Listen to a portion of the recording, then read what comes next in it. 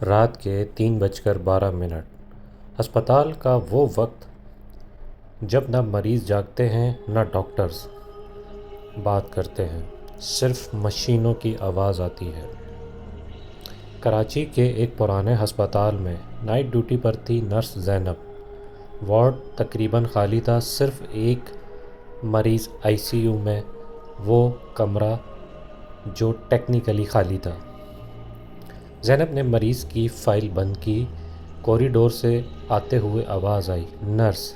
زینب نے سوچا شاید مریض ہوگا، وہ باہر آئی، کوریڈور خالی۔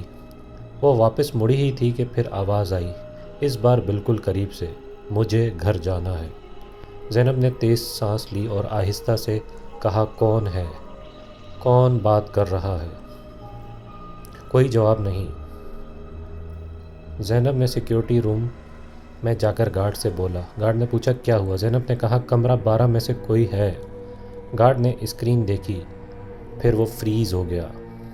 زینب نے گھبرا کر پوچھا کیا ہوا؟ گارڈ نے آہستہ سے کہا یہ کمرہ تو خالی ہے مگر دیکھو،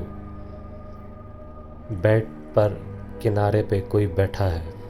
زینب اور گارڈ دونوں کمرہ 12 کی طرف گئے۔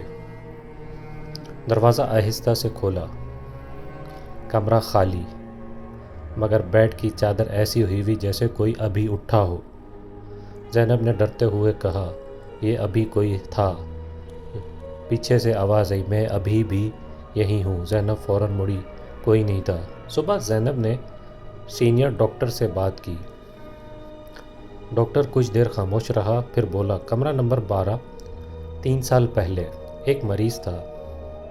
زینب نے پوچھا کیا ہوا تھا اسے؟ ڈاکٹر نے آہستہ سے کہا وہ ڈسچارج ہونے والا تھا مگر رات کو اچانک مر گیا۔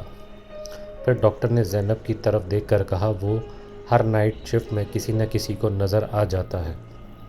اسی رات زینب کو دوبارہ آواز آئی، نرس، کیا اب میں جا سکتا ہوں؟ زینب کی آنکھوں میں آنسو آ گئے، وہ آہستہ سے بولی، ہاں جا سکتے ہو۔ اس کے بعد کمرہ نمبر 12 سے آواز آنا بند ہو گئی۔